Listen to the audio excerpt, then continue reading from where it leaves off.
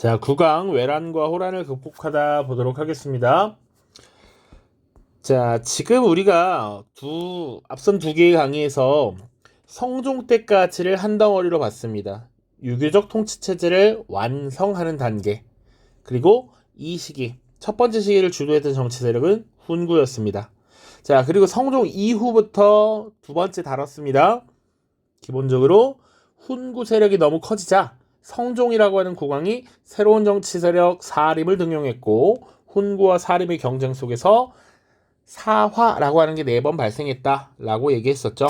그래서 4차례의 사화, 그리고 선조 때가 되면 결국 사림 세력이 권력을 잡게 되면서 권력을 잡은 사림이 내부적으로 붕당을 형성하더라. 이렇게 살펴봤습니다. 자, 그 다음 선조 때가 되면 임진왜란이라고 하는 큰 정치적인 사건이 발생하죠. 그래서 요거부터 보는 겁니다. 자, 임진왜란은 사실은 일본이 조선을 침략했던 전쟁이기 때문에 조선이란 나라가 일본을 어떻게 대했는지를 좀 봐야겠죠. 자, 그래서 일본에 대한 조선의 정책이라고 나와 있는데요. 사실 오른쪽에 우리 교과서에 없는 도식인데 그냥 간단하게 보겠습니다. 조선의 기본적인 대외관계의 원칙이랄까요? 대외 원칙을 4글자로 뭐라고 표현하냐면 4대 교린이라고 합니다. 자, 우리 입장에서 사실은 우리보다 강대국이고 천하의 중심이었던 명나라는 섬긴다라는 얘기죠. 4대는 큰 나라를 섬긴다. 그리고 교린은 이웃과 교류한다라는 얘기입니다. 일본 그리고 여진과는 교린 관계를 보이게 됐죠. 그래서 명나라에는 사신도 파견하고요, 조공을 하기도 했고요. 일본과 여진은 때로는 강경하게, 때로는 회유책을 병행하기도 했습니다. 그걸 기반으로 보겠습니다. 자, 초기 강경책 보시죠. 세종 때 외구 약탈을 근절하기 위해서 이종무를 시켜서 쓰시마 섬을 정벌 했대요. 요거 하나 강경책이었습니다. 너희 계속 오면 혼난다 라는 거지. 회유책으로는 저 섬나라 일본이 대륙으로부터 필요한 게 있을 테니 남쪽에 세계 항구를 개항하고 제한된 무역을 허용했다라는 것이죠. 그래서 무역을 할 수 있는 외관이라고 하는 것을 설치했습니다. 무역관입니다. 무역관. 자, 그리고 제한된 무역을 허용했다. 자, 그리고 가끔씩 이 왜구들이 쳐들어오니까 계속 그것에 대해서 대응을 해야겠지. 일본인들이 무역에 대한 제한에 불만을 품고 깔짝깔짝 쳐들어오면 우리는 또 무역을 제한하고 좀 괜찮아지면 풀어주고 이런 것들을 반복했습니다. 자, 그러다가 1510년에 삼포 지역에 있었던 일본인들이 이런 난리법석을 일으켜 큰 소동을 일으켜 그게 삼포외란이었고요. 이후에 외적의 침입에 대비하기 위해서 비변사라고 하는 기구를 설치합니다. 자, 이 비변사는 말 그대로 변경지역, 국경지역에 비상사태가 발생했을 때 처리하기 위해서 설치하는 임시기구입니다. 그런데 임진왜란이라고 하는 큰 전쟁이 7년 동안 계속 벌어지면서 사실은 매일매일이 비상사태야. 그래서 비변사가 상설기구화 되었고 오히려 국가의 중요한 일을 다 결국 비변사에서 결정하게 되는 이런 문제도 나타납니다. 자, 임진왜란의 발발 보시면 당시 일본은 센코쿠 시대라고 해서 각지의 무사들이 서로 경쟁하던 시기였는데 이 경쟁의 센코쿠 시대를 도요토미 히데요시가 통일하고 대외 진출을 도모하면서 조총으로 무장한 무사들을 가지고 조선을 침략하게 되죠. 그것이 바로 임진왜란이었고요. 초기에 내세웠던 멘트는 이런 거죠. 명나라를 정벌하러 갈 것이니 길을 빌려달라. 그런데 우리의 입장에선 천하의 중심 명나라, 우리가 사대하는 명나라를 치러 간다? 그 자체가 불손해. 그거 못 들은 채 했는데 이제 조선을 침략했다라고 보시면 되죠. 자, 비변사에 대한 얘기 나와 있으니까 가볍게 읽어보시면 됩니다. 원래 임시기구였다가 이후에는 인사와 왕실의 문제까지 처리하면서 국정 전반을 관리하게 됐다. 그래서 조선 후기에는 이 비변사라고 하는 기구의 관직을 서로 갖기 위해 경쟁하곤 했습니다.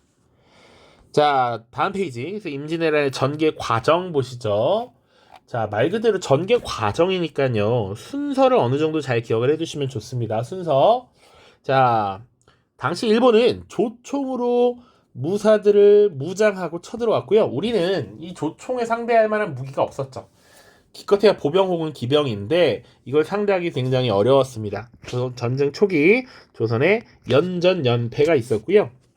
그래서 쭉 보시면 지도에 보시면 여기 부산이 가장 먼저 털렸고, 자 조금만, 자 부산이 먼저 이렇게 털렸고요. 그 다음에 봐야 되는 게 상주입니다. 상주 2.1이라는 상주. 그 다음에 충주에 신립이 배수의 진을 치고 싸웠지만 그래도 결국 털리게 되죠. 그러자 당시 국왕이었던 선조는 결국 의주로 피난 갑니다. 의주는 바로 국경만 넘어가면 명나라야. 여기까지 피난 갔다라는 얘기고요. 자, 그렇게 선조는 도망치고 난 뒤에 명나라의 도움을 요청합니다. 그런데 명나라가 기다렸다는 듯이 병력을 보내줄 수 없지, 시간을 벌어야 하는데 마침 이 일본의 빠른 진격을 어느 정도 늦출 수 있었던 것이 이순신의 활약, 그리고 각 지역의 의병의 활약이었습니다. 자, 이순신이 이 임진왜란 전체 과정에서 23번 싸워서 23번 이겼다라고 하는데, 이 전쟁 초기에 여러 해전들, 옥포해전을 시작으로 쭉 여러 차례 승전하지만 초기에 이 극적인 승리를 거두었던 건 지도에도 나와 있는 한산도 대첩입니다. 한산도 대첩. 한산도 해전, 한산도 대첩 다 같은 의미입니다. 자, 의병의 활약들도 있죠. 쭉 나와 있는데 정말 대표적인 의병, 홍의장군, 곽재우, 고경명, 사명대사, 서산대사 이런 인물들이 있습니다. 쭉 보시고요.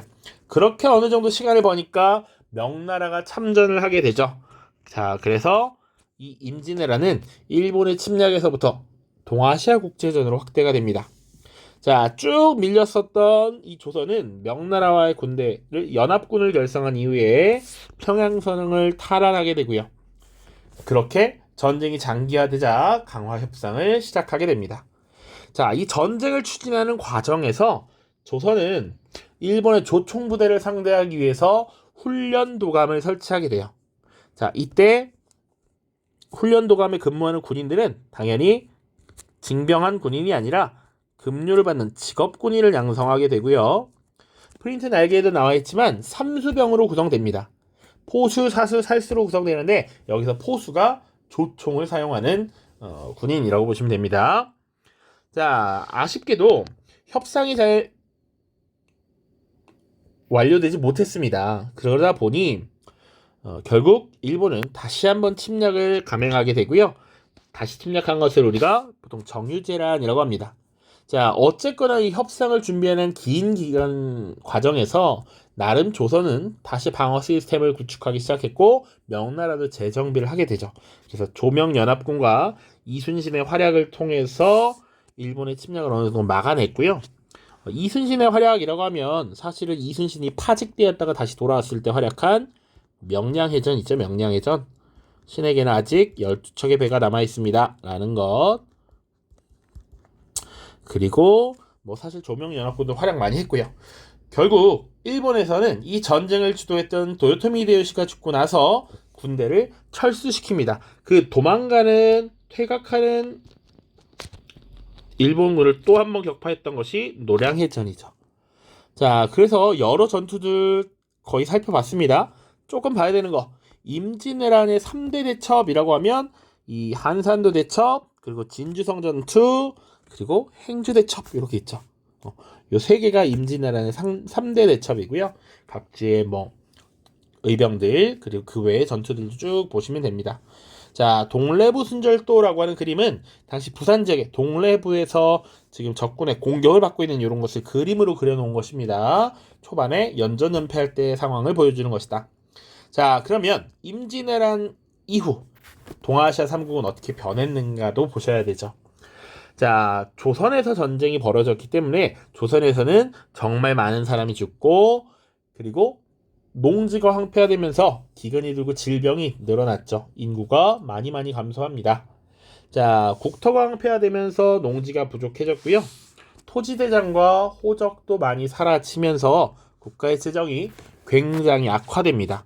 자, 그래서 당시 조선에서는 어떤 방안을 강구하게 되냐면 납속이라고 하는 제도, 그리고 공명첩이라고 하는 제도를 운영합니다.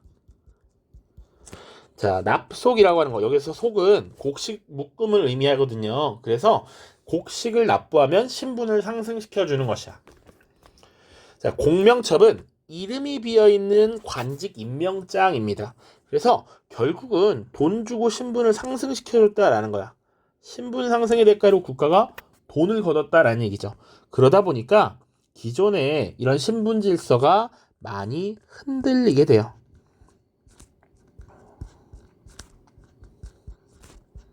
자, 신분 질서에 동요를 가져갔다. 이것이 2단원의 내용과 많이 연결이 될 겁니다. 자, 일본에서는요, 도요토미 히데요시가 죽고 나서 다시 일본에서는 권력 다툼이 벌어지게 됩니다. 그때 도쿠가와 이에야스가 승리하면서 에도 막부가 성립이 되고요. 조선의 국교 회복을 요청합니다. 그래서 결국 기유약조라고 하는 조약을 체결하고 국교를 재개하게 되죠. 이후에 일본이 대륙의 문화를 우리에게 전파해 주세요 라고 해서 조선은 통신사라고 하는 것을 파견합니다. 자, 그 외에 많은 조선의 문화유산을 약탈했고요. 성리학을 공부한 학자들 인쇄공 도공을 인질로 끌고 갔습니다. 그래서 일본의 성리학, 도자기 문화가 굉장히 발달했다. 또 하나 중요한 건 사실 중국입니다. 만주 지역에서 여진족이 성장하면서 후금이 건국되었고요. 자, 원래 만주 자체도 명나라의 영토입니다. 근데 이 말은 명나라의 국력이 굉장히 약화되었다라는 것을 의미하죠. 그래서 지방에 대한 통제력이 약화됐고 후금이라는 나라가 등장하는 배경이 된 거야. 자, 나중에 결국 이 명나라와 후금이 대결을 하게 됩니다. 임진왜란은 선조라고 하는 국왕 때 벌어진 전쟁이고요. 그 다음 왕이 광해군인데, 자, 그래서 광해군이라고 하는 왕은 명나라와 후금이 전쟁을 벌일 때 이 둘 사이에서 중리배교라고 하는 것을 펼치기도 하죠. 바로 다음에 나올 겁니다. 자, 보시죠. 호란이 일어나다 바로 넘어갑니다. 자, 호란은요, 위에 오랑캐 호자를 써서 오랑캐가 쳐들어왔다라는 의미이기도 합니다. 두 차례 있었습니다. 하나는 정묘호란이고요. 또 하나는 병자호란입니다. 자, 임진왜란 이후에 국내 정세부터 보는 것이죠. 선조라고 하는 국왕이 죽고 이제 광해군이 즉위합니다. 왜 얘는 조나 종이 아닌가요? 라고 하면 결국 나중에 폐위되기 때문입니다. 자, 이 시기에 아까도 얘기했지만 명나라와 후금이 중국의 패권을 두고 다투게 됩니다. 자, 그래서 당시 명나라가 파병을 요청하게 되죠. 이때 광해군은 누구의 편도 직접적으로 들지 않는 중립 외교를 채택합니다. 자, 그리고 하나만 더 뒤에 또 내용이 나오는데 생각돼 있어서 대동법이라고 하는 제도를 시행했다. 광해군 때 대동법 시행 하나만 작성해 두시고요. 광해군은 중립외교를 채택했습니다. 자, 중립외교 우리 프린트 날개에도 적혀 있지만 명나라와 후금 사이에서 지금 중립을 채택했다라는 얘기죠. 당시에 강홍립이라고 하는 인물에게 군대를 맡겨 파견하는데 우리가 명나라의 도움을 분명 임진왜란 때 받았으니까 돕지 않는 건 너무한 거야. 그래서 군사를 보내서 명나라를 돕는 척하되 실질적으로는 후금이 강력하니까 후금에 빠르게 항복하라라고 명령을 내리죠. 이것이 중립외교의 내용이었고요. 당시 오늘날로 치면 야당에 속했던 서인 세력이 있는데 이 서인 세력은 지금 명나라에 대한 의리를 지금 저버리는 것이냐라고 비판을 했고요. 그리고 당시에 광해군이 배다른 동생이 있었어. 그러니까 친엄마는 아니고 이복 엄마가 있었고요. 그리고 다른 내 친엄마가 아닌 양엄마가 낳은 아들이 있었단 말이야. 동생이 있었어. 그 동생을 죽이고 새엄마를 쫓아내요. 그런 것들을 명분으로 해서 인조 반정이 일어나면서 결국 광해군이 쫓겨납니다. 자, 그래서 그 이후에 정묘호란이라고 하는 것이 전개됩니다. 왜냐? 당시 새롭게 왕이 된 인조와 서인들은 명나라에 대한 의리를 지켜야 된다라고 계속 주장했거든. 그래서 친명배금 정책을 시행해요. 명나라와 친하게 지내고 금나라, 후금을 배제하자라는 얘기였어. 배는 등 돌리다라는 의미거든요, 한자로. 그래서 친명배금 정책을 실시하다 보니 후금은 결국 조선을 침략하게 됩니다. 이것이 정묘호란이고요. 당시 관군과 의병이 치열하게 항전했고, 당시 후금도 명나라와 아직 제대로 관계를 정리하지 않았기 때문에 후금이 결국 형제 관계를 맺고 돌아갑니다. 자, 그 과정에서 정봉수 2립의 의병이 활약했다라는 거 정도 봐두시면 좋습니다. 자, 그 다음 병자호란 보시죠. 자, 후금과 분명 형제 관계를 맺었고요. 근데 문제는 그 이후에 후금이 청나라로 이름을 바꿨고 명나라에 대해서 거의 압도적 우위를 갖게 됩니다. 자, 그리고 나서 이제 후금은 청나라로 이름을 바꾸고 나서 군신 관계를 요구하죠. 이제 우리는 형제 레벨이 아니야. 우리가 임금, 너희가 신하, 우리를 섬겨라. 너희가 명나라를 섬기듯이 우리를 섬겨라고 주장했고, 내부적으로 조선 내부에서는 저 여진족, 저 만주족은 오랑캐인데 우리가 어찌 섬기느냐라고 하면서 싸우자라는 주전론과 아니다, 현실적으로 우리가 싸워서 이길 수 없으니 화친을 주장했던 주화론이 대립하게 됩니다. 이때 주전론의 입장이 더 강하게 나타났고요. 결국 청해 요구를 거절하게 되면서 청나라가 조선을 침략하게 되죠. 그것이 병자호란이고요. 당시 국왕이었던 인조는 남한산성에서 계속 버텼지만 결국 삼전도에서 항복하고 3번 자라고 9번 머리를 조아리는 삼배 구고두의례를 취하게 됩니다. 자, 그래서 중리배교가 뭐였느냐, 인조반정이 뭐였느냐 이렇게 나와 있는데 아까 간단하게 얘기를 했기 때문에 크게 막 다시 설명하진 않겠습니다. 근데 보면 광해군은 군대를 파견했지만 상황에 따라 유연하게 대처하도록 지시했다라는 거, 중리배교 나와 있고요. 인조반정은 당시 서인 세력이 광해군과 북인 세력을 몰아내고 인조를 왕위에 올렸다. 자, 뭐 이런 얘기죠. 광해군이 임진왜란 때 조선을 도와준 명예 성의를 다하지 않았다라는 이유, 그리고 새엄마와 새엄마가 낳은 동생을 죽였다, 뭐 이런 것들이 되겠습니다. 자, 그러면 이 호란 이후에 조선은 어떻게 변화했느냐? 지금 선조 다음 광해군, 그 다음에 인조까지 봤고요. 인조는 결국 항복을 했고 두 아들이 청나라의 인질로 끌려갑니다. 자, 그리고 나서 이제 한참 뒤에 돌아와요. 자, 그 이후에 조선은 어땠느냐? 내부적으로 우리가 오랑캐에게 받은 이 치욕을 갚아야 한다. 저 북쪽으로 정벌하러 떠나자라고 하는 북벌론이 대두합니다. 현실적으로는 패배했으니까 청나라에 사대할 수밖에 없었지만 결국 그건 치욕적이었다라고 하면서 북벌론을 제기했죠. 특히나 대의, 명분을 중요시하는 세력들은 더욱 그럴 수밖에 없었습니다. 당시 국왕이었던 효종은 어떤 인물이었냐면 지금 병자호란에서 항복했던 인조가 있고요. 인조의 둘째 아들입니다. 차남이라는 거 잘 기억하셔야 돼요. 원래는 장남으로 소현세자라는 인물이 있는데 이 후계자였던 소현세자가 청나라에 갔다 와서 의문의 죽음을 맞이해요. 자, 그래서 결국 둘째인 봉림대군이 국왕에 오르니 이가 효종입니다. 효종은 서인 세력과 함께 북벌을 준비했고요. 결국 준비를 했지만 청나라의 공력이 넘사벽으로 커졌어. 그래서 실행하지 못하고 효종이 죽어버립니다. 자, 그 이후에는 북벌을 주장하는 사람도 있었지만 현실적으로 우리가 오랑캐라고 여겼던 저 청나라가 굉장히 강해. 그리고 저들은 오히려 더욱 발전해서 서양과 막 교역을 하기도 하고 발달된 문물을 받아들이고 있어. 오히려 우리가 오랑캐지만 배울 점이 있어 라고 했던 것이죠. 그래서 당시 실학자들이 중심이 돼서 청해문물과 제도를 받아들이자라고 하는 북학론을 주장하기도 했습니다. 됐죠? 자, 그래서 지금 외란부터 호란 그 이후의 정세까지 쭉 살펴봤습니다. 다음 영상에서는 붕당 정치의 전개 쭉 보도록 하겠습니다.